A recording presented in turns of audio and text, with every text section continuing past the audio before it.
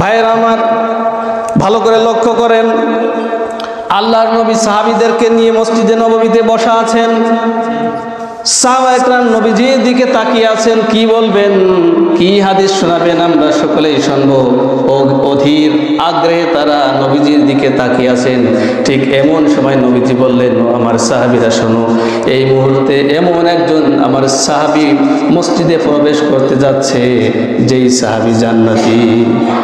এই কথা শোনার সঙ্গে সঙ্গে সকলে এবার মসজিদের দরজার দিকে তাকিয়ে আছেন।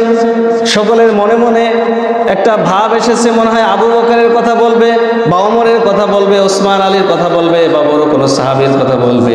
সকলে মসজিদের দরজার দিকে তাকিয়ে আছেন।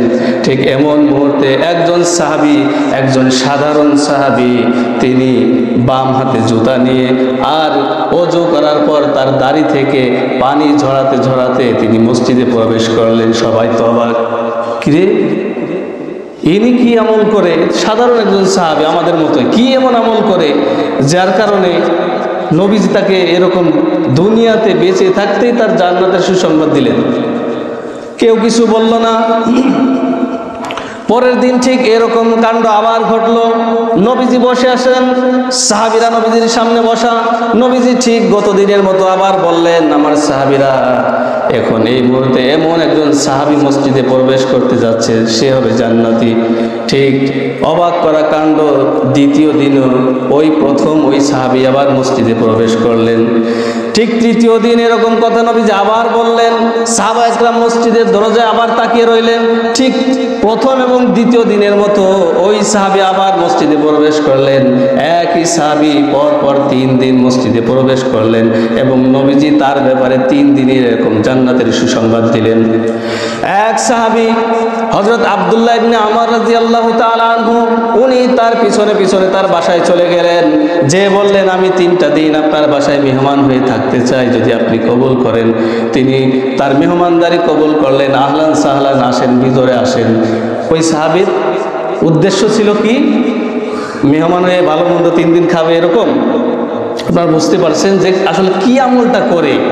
সাধারণ সাহাবী, কিন্তু এমন কি আমল করে যে 3 দিন পর পর 3 দিন নবীজি সুসংবাদ দিলেন।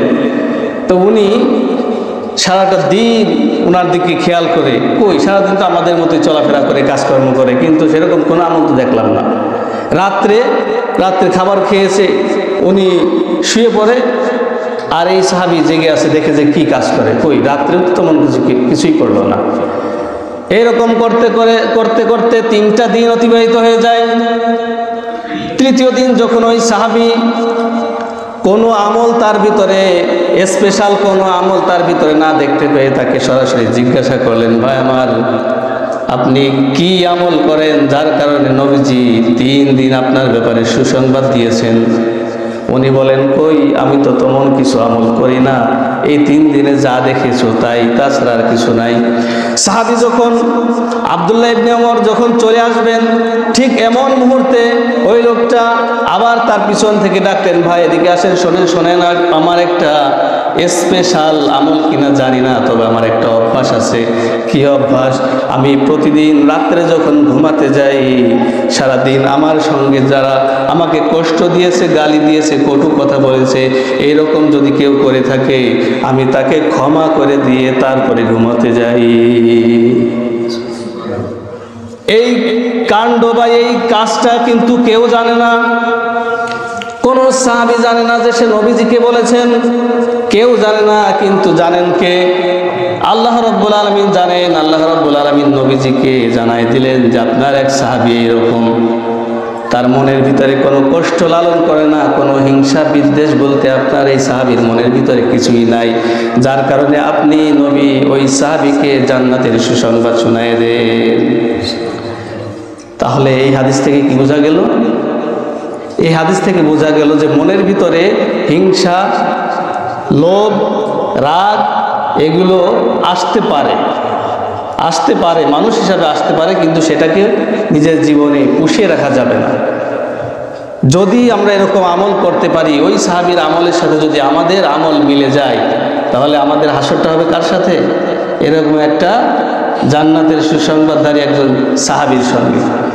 প্রিয় ভাইয়ের আমার, এই জন্য আল্লাহর নবী, এই জন্য আল্লাহ রাব্বুল আলামিন আমাদেরকে দোয়া শিখিয়েছেন, রব্বানা গফির লানা ওয়া লিইখওয়ানিনা আল্লাযীনা সাবাকুনা বিল ঈমানি ওয়া লা তাজআল ফি কুলুবিনা গিল্লাল লিল্লাযীনা আমানু ইন্নাকা